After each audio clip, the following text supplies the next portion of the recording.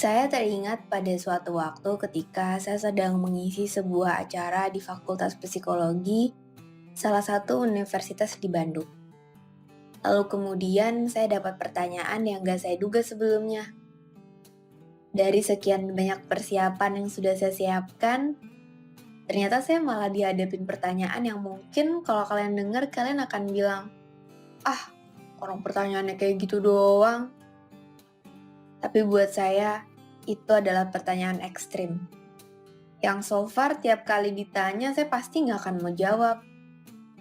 Cuma karena hari itu di depan saya ada 400 orang, jadi kayaknya nggak mungkin kalau saya bilang nggak tahu atau saya nggak mau jawab. Apalagi semua raut wajah yang ada di ruangan itu jelas menunggu jawaban saya. Jadi, pertanyaannya adalah, apa itu cinta? Iya, sesimpel itu sebenarnya. Cuma saat itu saya langsung keringat dingin. Yang saya pikirin cuma gimana caranya untuk tetap stay cool dan nggak ketahuan kalau lagi panik. Beruntungnya saya adalah saya tukang cerita. Jadi saya bisa ngeles dan menjawab pertanyaan itu lewat sebuah cerita. Ya, seenggaknya saya nggak perlu menjawab pakai bahasa psikologi, yang mungkin orang-orang yang lagi jadi pendengar saya hari itu jelas punya jawaban yang lebih tepat daripada saya. Cuma karena saya yang lagi duduk di depan, berarti tempat dan waktu sedang jadi milik saya. Makanya saya pikir, udahlah bebas aja pakai jawaban saya yang seada-adanya. Dan akhirnya, saya mulailah ceritanya. Cinta. Buat saya, cinta adalah bahasa yang membingungkan.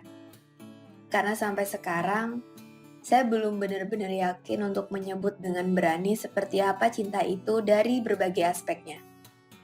Entah itu bentuk, deskripsi, warna, atau penjelasan.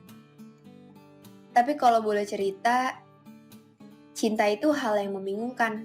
Kenapa? Gini. Waktu zaman masih sekolah, saya punya kayak semacam buku catatan gitu. Bukan diary, cuma buku catatan biasa aja. Karena saya sebenarnya bukan anak yang diary banget gitu. Tapi saya sering nulis hal-hal penting yang saya takut lupa. Buku itu ukurannya kecil bahkan bisa masuk ke dalam saku saya. Di dalam buku catatan itu saya sering menulis hayalan-hayalan saya yang ada di negeri dongeng. Yang saya impikan bisa kejadian. I always believe in fairy tale. Selalu. Selalu percaya. Mungkin itu juga yang membuat saya jadi romantis kali ya. Contoh sederhananya, saya pernah mengagumi seseorang dan saya menuliskannya ke dalam sebuah buku. Padahal saat itu saya nggak tahu dia punya perasaan yang sama atau enggak. Tapi nggak apa-apa, karena poin pentingnya bukan itu. Tapi gimana saya mengutarakan perasaan saya lewat medium buku. Dan membuat hati saya lega karena saya nggak perlu lagi memendam apapun. Karena sesuatu yang dipendam itu adalah penyakit paling penyakit. Dan saya nggak mau memelihara penyakit itu. Makanya saya menuliskannya. Tapi nggak tahu ya, mungkin menurut sebagian orang itu biasa aja. Tapi buat saya itu romantis. Nggak ada yang lebih romantis dari buku dan bunga. Oke, balik ke cerita tadi. So, tokoh utama yang saya ceritakan ini membuat saya bingung. Membuat saya habis ide. Membuat saya kehabisan cara gimana lagi caranya ngehadapin dia. Dia benar-benar berhasil buat saya bingung. Yang kalau orang suka nanya, kenapa sih harus dia? Apa sih yang bikin dia beda? Kayak nggak ada orang lain aja. Itu dalam hati saya bilang, kalian nggak akan paham. Bingungnya adalah, yang bener-bener buat saya kelewat bingung itu, masih ingat nggak dengan buku catatan yang saya bilang di awal tadi? Jadi di dalam buku itu saya sempat menulis semacam kriteria, kayak saya mau punya pacar yang romantis, yang bisa bikinin saya puisi, yang kasih saya bunga, Coklat nggak masuk dalam list karena saya nggak suka dan nggak pernah makan coklat dari kecil. Ya, pokoknya basic-basic fairy tale deh. Tapi yang terjadi, saya justru jatuh pada seseorang yang jauh sekali dari kriteria yang saya buat. Satu pun dia nggak memenuhi sama sekali. Orangnya dingin, cuek, hemat kata, dan tiap chat kalau bisa pakai emoji pasti dia balesnya pakai emoji. Kayak misalnya saya nanya, udah on the way belum? Dia bales pakai emoji gambar sip gitu, apa sih yang jempol gitu. Dibelin deh pokoknya. Orang paling diem, tapi kalau sekalinya udah pengen ngomong, pasti ngasih jokes receh yang bisa buat saya senang dan kesal dalam satu waktu. Jangankan bunga deh, jangankan puisi.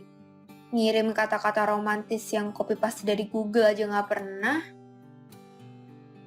Terus kalau pertanyaannya, kok bisa sih jatuh hati sama orang judes kayak gitu? Saya nggak tahu.